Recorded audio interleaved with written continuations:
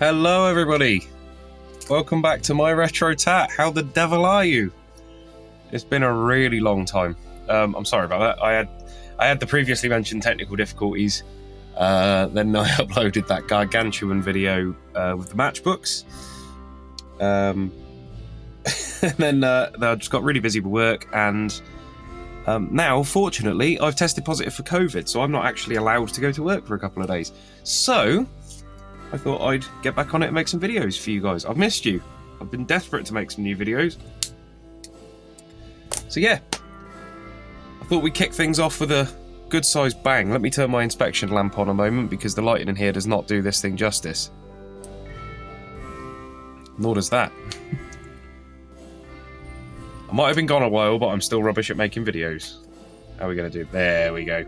Apologies for the flickering, but this is just to show you the fine detail.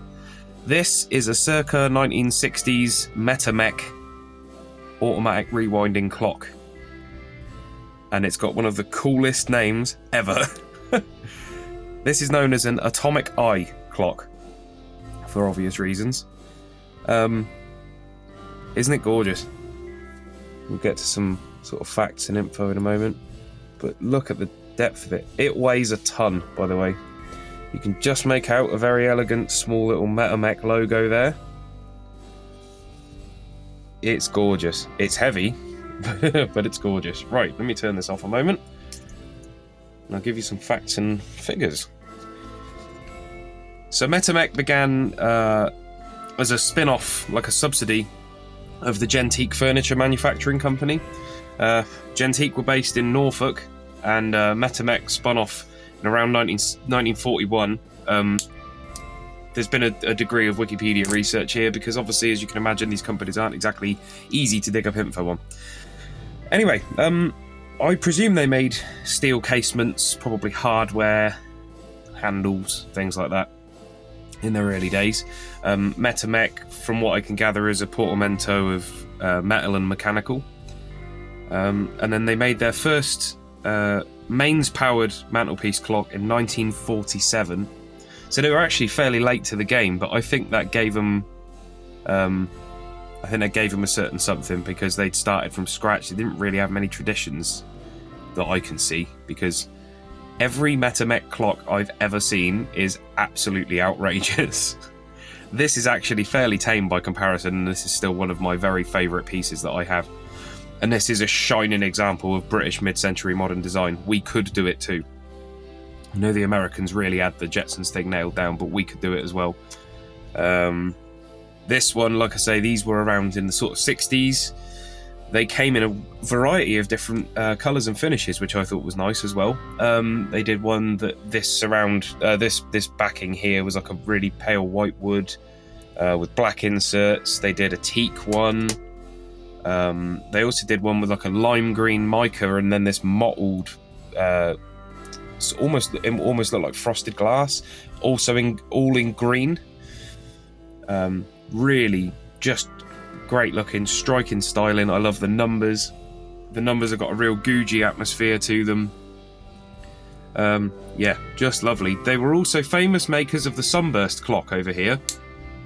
Obviously, the Americans had those enormous centerpiece clocks, and they are just to die for. We've got a Sunburst clock, which is apparently what Metamec made, but all the photos of Metamec Sunburst clocks I've been able to find are the huge ones with the big strands of teak and steel coming off of them, whereas ours is quite a small single piece. I will do a video on it one day, and it's a legit one. It's my mother and father-in-law very kindly gave it to us, and it's again one of the prides in the fleet.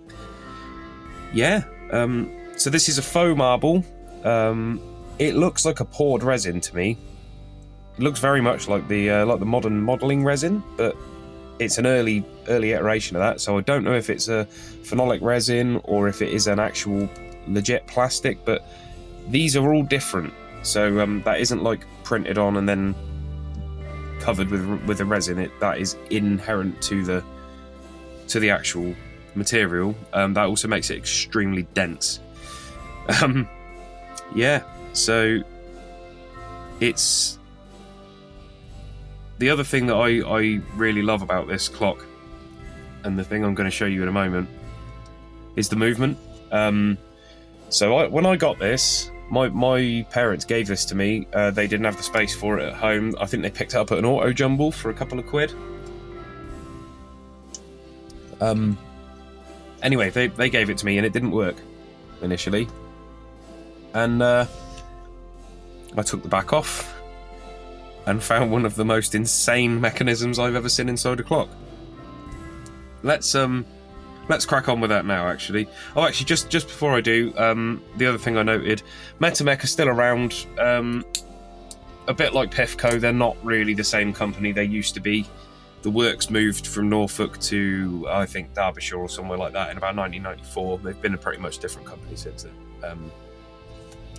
But that's that. Anyway, that's my little fact sheet that I made. I actually bothered to do some research for once, which is nice. Okay, so as you can see, the pattern carries on all the way around. Very little in the way of sort of covering on the back. You've got this enormous bulbous brass cover. If you take that off, that's a lovely stamping in and of itself. So obviously the foam's seen better days, but I really must polish this up. Come to think of it, that looks like that's been dented at some point. Interesting. Maybe if it's a strengthening rib, I'm not sure. Anywho, it doesn't matter, I know for a fact it works, so look at that. That doesn't really look like much on the surface, does it? I'm just going to pause and zoom in, because I don't trust this phone to zoom in and not lose the video.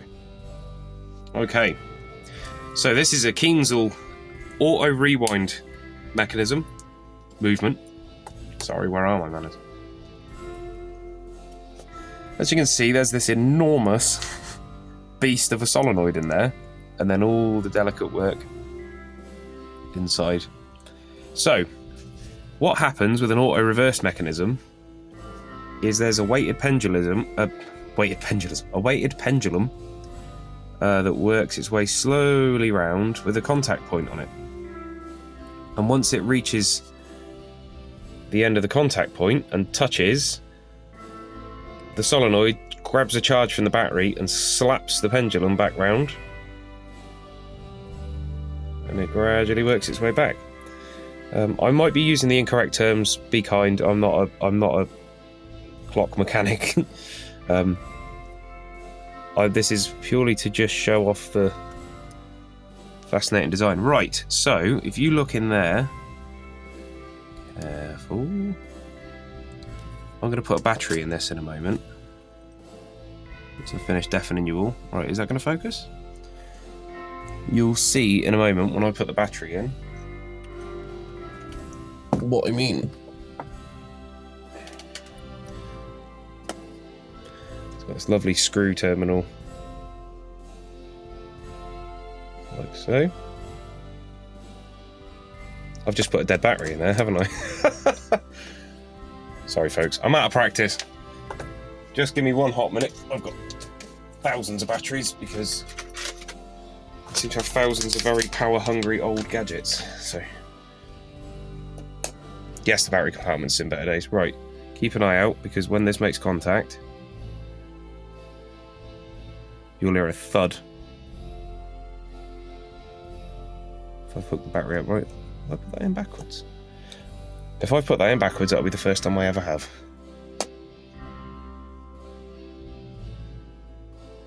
Uh-oh.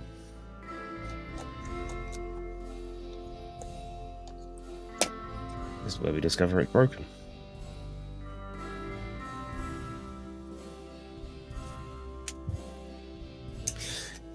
Give us a minute.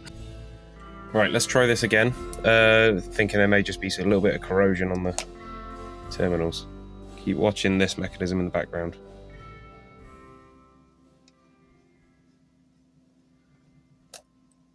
Did you see that? There's ever such a delicate ticking going on now. Let me see if I can get a better shot of the... Okay. So now, apologies for the shoddy camera work. You can see there. I believe it's got a ruby bearing. Is that what that is? Something like that. So now that's kicked the mechanism off, and it just sits there working away like a pendulum clock. Or similar to a pendulum clock. Again, we're not ignorant, but we are new to these things. And then, let it focus. Okay, so here, you've got a contact point here. Just there. All of this is very tiny and my hands are shaky because I'm not very well. And then up here, you see that second one? Now if I hold this here as a reference point, you see it moving. So this is just going to merrily tick away, like so. And what I'll do is I'll stop the video and then I will film again when it gets closer and you'll be able to watch it kick the solenoid again. And that's your auto rewind function. Okay. So as you can see, that contact breaker has moved much closer. Coming up now, it's probably going to go for another kick. Let me be quiet so you can hear it.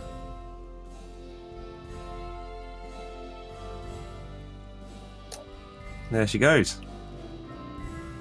And that's the only indication you get that it's running, a very, very barely perceptible click. I'll bring the clock closer to the camera so you can hear the ticking. And then every now and again, I've never actually timed it. I might time it in a moment. Every now and again, you just get a little pop.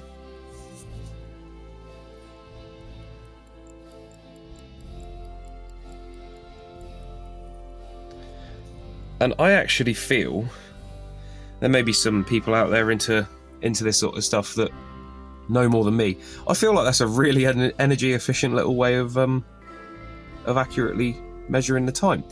This one loses. Yes, it loses just a few seconds a week at the moment. I dialed it down really accurately. You can adjust, I presume it's weighting or something like that. There's a little screw here, and this notched dial on the back shows you sort of whether you're advancing or slowing the mechanism. But yeah, that lovely, efficient little mechanism has been doing that for all those years. See if we can catch it from this side. I presume that's like a ruby bearing or something. Again, I'm very new to this stuff, but I just think it's so lovely. Oh yeah, so the tolerance there seems to be about 10 seconds a day. Or, sorry, the notches there. There it goes. Yeah, so the notches there, I believe adjust it within 10 seconds a day, more or less, depending on what you'd like.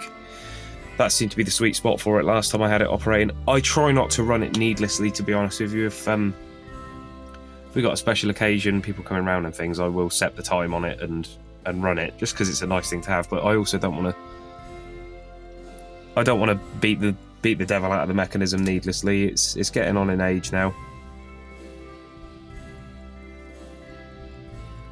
Oh, one more point. Obviously, because it's mechanical, it will run without a battery until the time comes around for it to kick again. So yeah, I just feel that's a nice efficient way to do that, especially back then when you used to have to wind clocks quite regularly.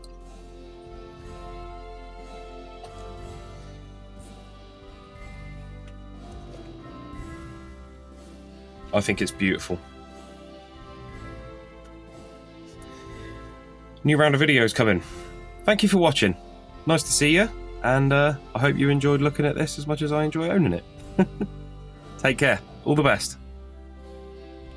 Hello. Yes. Sorry. So just quickly.